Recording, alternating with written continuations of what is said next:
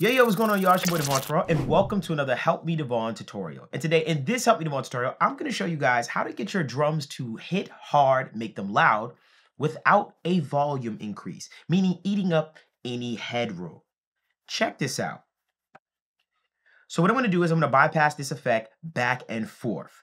Without first, pay attention to how loud this gets, and keep in mind, this is without eating up any headroom from the A to the B.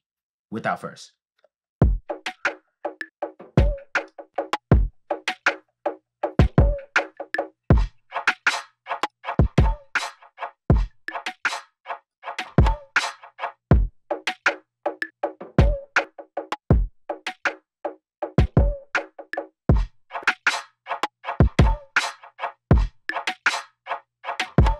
Ladies and gentlemen, I'm going to show you how I accomplish this without eating up any headroom and without affecting our volume at all, but giving you that perception and that knock that we've been looking for. Please make sure you comment, like, and subscribe. It will really help this channel a lot. Now on to the tutorial. Now, what I want you to pay attention to, just to show you that I'm not kidding when I say that this is not increasing my volume and I'm gain structuring this properly, which I'll explain. I want you to look at my meters as far as my peaks are concerned, and I want you to take a look at what the peak was before and what it was after. Check out where the peak was before.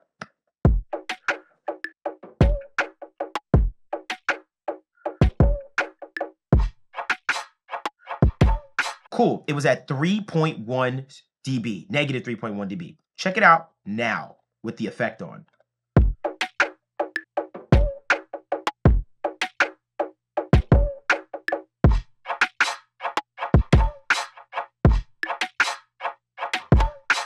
Isn't it wonderful to see or to hear that perceived loudness, that harder kick, that harder, more aggressive snare, that more transient sound in your drums without actually seeing your meters go up? It actually, which is insane, is negative 0.4 dB quieter from a headroom standpoint on the meters. Let me show you my process. Let me show you this amazing technique that I've been using step by step and get you on your way. This is a game changer right here for me personally, and I think it's going to help you a lot in your mixes. Okay, cool.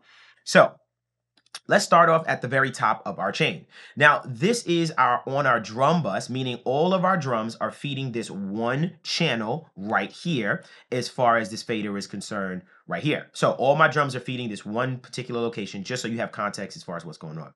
Now, the first thing I have on my drum bus is this NLS bus. And the NLS bus is just giving me a little bit of harmonic saturation to give me that perception or just a little bit more of that oomph on the record. Let's listen to it before and after. Without first.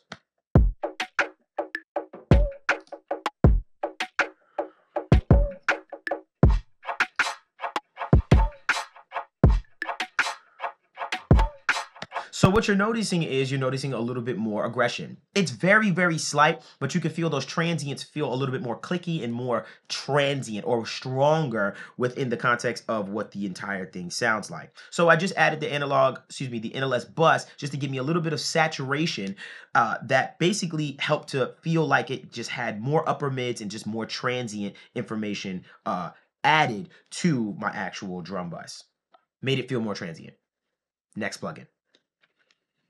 Okay, and as you can see, I have nothing on. It's no drive, literally it's just on, and that's it. I love the NLS bus.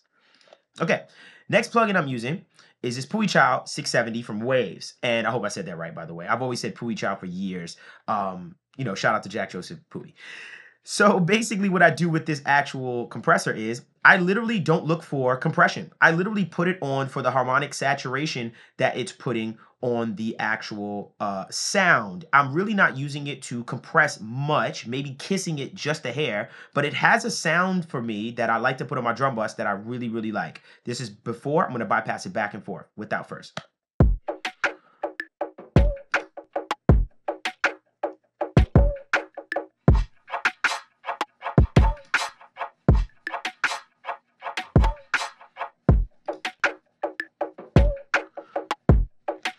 It does something really nice to my mid-range that I enjoy, that's giving me a little just a bit of more oomph of that chest feeling on my actual drum sound. And like I said, you saw on the meters, I was doing maybe half a dB of compression. And right here, I'm boosting about 0.4 dB from what I lost from that compression. And it's such a great sound. Sometimes I don't even have it moving on the meters as far as having gain reduction. Sometimes I just leave it for what it is and just put it on for the harmonics that it's adding. Some of these plugins, or a lot of these plugins that are emulated from old gear, like this particular plugin right here, they have natural harmonics that they've just brought in from the actual hardware piece that are emulated, and that is giving you those extra harmonics from quote unquote analog gear. Basically, just running your sound through these particular plugins that have analog saturation emulation is going to give your sound some harmonic characteristics that could be really pleasing. I've noticed that with this Puichow, this thing adds some weight to my drums that I really, really appreciate it with no compression at all. So that's what I use for the second plugin.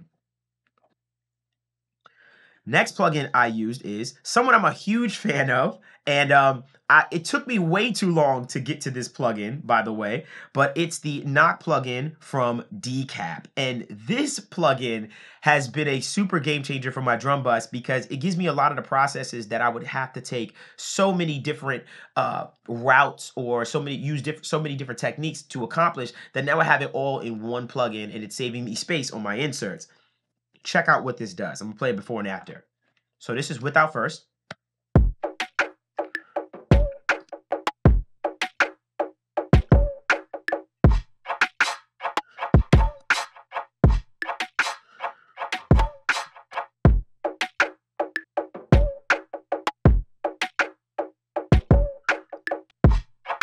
Such a bigger sound. It sounds heavier. It has more weight, and I'm making sure that I'm gain matching it, which is a beautiful feature inside the plugin of the Knock, where it basically allows me to match the level of what I previously had to try and compensate for that headroom that I would have lost if I just had it just outright going out of that output. So it's compensating for that as well. That's why you're seeing on my meters why I'm not having so much of a gain, a headroom being eaten up, because I'm compensating for that as I go. I'm keeping that gain structure in place as far as making sure that I'm not eating up my headroom and just hearing loudness. I'm hearing saturation. I'm hearing clipping. I'm hearing all kinds of dope bells and whistles. Let me dive into the plugin so you can see my settings, what I did in the Knock. So what I did was I went over here to the punch knob and I added some punch, which, let me copy my settings. And what the punch does for me personally is it feels like it adds some more transients to my sound. Let's take a listen to this. So I'll put it all the way down and then we'll boost it up. Check this out.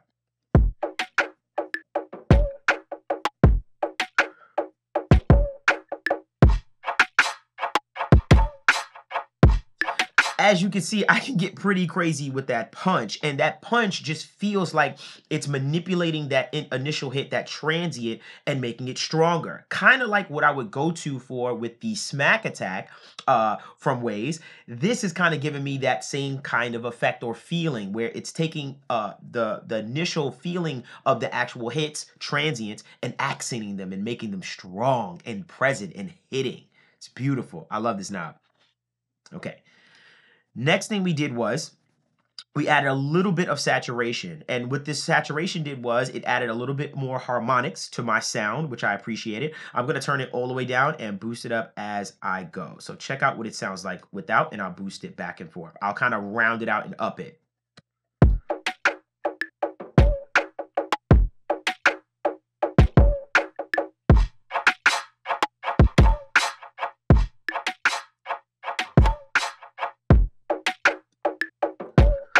It adds a wonderful quality to my sound, where I feel like it attacks and adds so much harmonic saturation to my sound. And the beautiful thing about saturation is sometimes saturation can help, well, a lot of times, and what I use it for a lot is that our added harmonic content can help you gain more perceived loudness without really disrupting the headroom so much. You can get a lot out of saturation that is not only just from a sonic standpoint of feeling more open or just giving you more of a particular sonic characteristic, but you can also use it to give you that perceived loudness. And that's what this is kind of using. And this is the way I kind of use it, to give me more of a perception of something being loud, as opposed to just saying, well, I'm looking for something to be brighter, or I'm looking for a more edgy sound. I use it to give me more perceived loudness. And it gave me a little bit more crack on my entire percussion instruments in the particular drum bus. So that was that.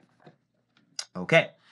Next setting we have, and the last thing I used was, I used this clip setting right here. And basically this is a saw clipper. And I love to clip my drums. And the reason why I like to do it is because it helps me kind of get a grip on those transients with making the entire drum bus feel stronger, but also kind of rounding off the transient and allowing me to have just more oomph out of the entire thing. It's giving me more power, more presence, and more just power from my drums when I soft clip it and kind of have that kind of thing going on. Now, the great thing about this is they actually, or Decap basically has a soft and hard clip knob in here that allows you to kind of choose how much of hard clipping or soft clipping that you want. It's freaking amazing. I love that. Appreciate this. So I wound up going with the vintage setting on this particular one.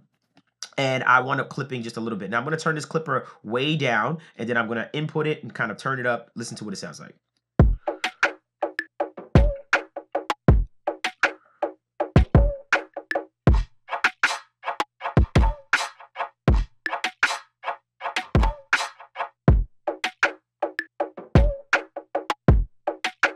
Now, you can see that I used it in moderation. I didn't clip it so much because that's not the sound I was going for. But you can really get ridiculous with this thing and distort and kind of clip the crap out of your drums or whatever your sound source is, if that's your intended sound. I was just looking for a little bit of the soft clipper to give me a little bit more volume without kind of disrupting my headroom so much, which is all I'm trying to fight right now in showing you how I'm getting more power out of my drums without really disrupting my headroom as far as from a volume standpoint at the end.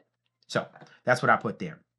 Now, a really good tidbit with this plugin that I've learned is I like to use the gain match function, which is right here. And what the gain match function is going to allow me to do is it's going to compensate for all of this power, all of this volume that I've been putting in by turning up knobs and stuff and changing and altering that output to kind of match that volume to help me maintain and have a better grip on my headroom. Thank you.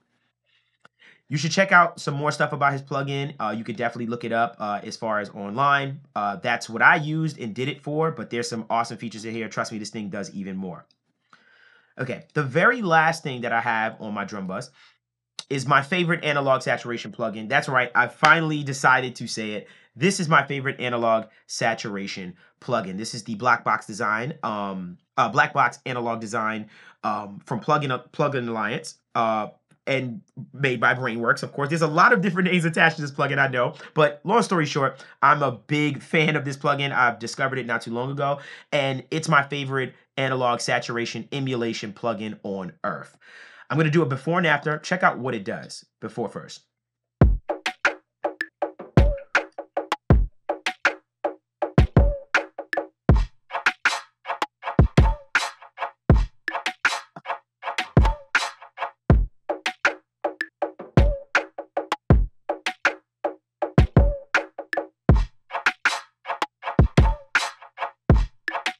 You notice it just adds so much harmonics to everything, and it's very subtle in a sense of what it's doing, but it's giving me this feeling of life. It's helping those transients even more kind of shine. It's giving this nice brightness also to it that I feel the sheen, and it's making the drums hit harder.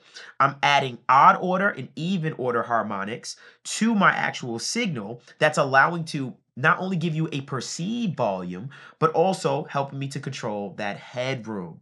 That's why you see on my meter, I'm not actually eating up any headroom. It's actually getting a little quieter, and that's how I know I'm actually using the effect correctly, in a sense of I'm getting a lot of saturation into this signal that's then allowing it to be perceived as louder. It's also hitting harder. The transients are cracking a lot harder. The top end feels a little bit more sheeny, if that's a word. It feels warmer. This is an amazing trick that I hope you guys give a try to. And the big thing is that's why I showed it to you as far as from a volume standpoint of headroom to show you basically, this is the sound of it without altering that headroom that you're fighting to gain so much. So you're getting louder drums, but you're not sacrificing much to get there. So I hope that was helpful. Please make sure you comment, like, and subscribe. Also, make sure you follow us at Help Me Devon on Instagram. Also, please make sure you tune into the My Audio Nerds podcast every single Wednesday on all streaming platforms. I'll leave a link in the description below. And please join our Discord community with a bunch of aspiring engineers like yourself, trading secrets and giving game. Again, I hope that was helpful. Please visit helpmedevon.com and go get that Rosetta EQ. Until next time, you guys.